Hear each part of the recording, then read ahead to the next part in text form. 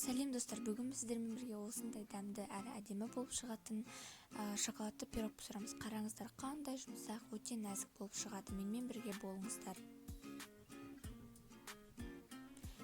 Мен керекті заттарды описанияға қалдыратын боламын. Ең бірінші 2 жұмыртқамызды жарып, үстіне сүт, қант, майымызды қосып, миксермен жақсылап араластырамыз. Егер венчикпен араластырсаңыз, онда әрқайсысын бөлек-бөлек салып араластырғаныңыз дұрыс.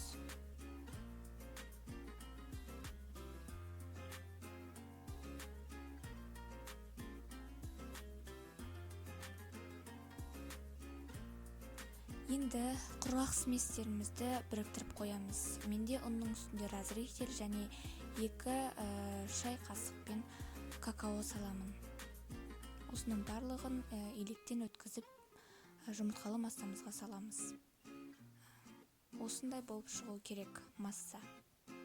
Енді формамызға, 22 сантиметрлік формамызға пергамент қағазды осылайынан салып, формамызды қайтадан қаптап, осыған жұмыртқалы массамызды құямыз.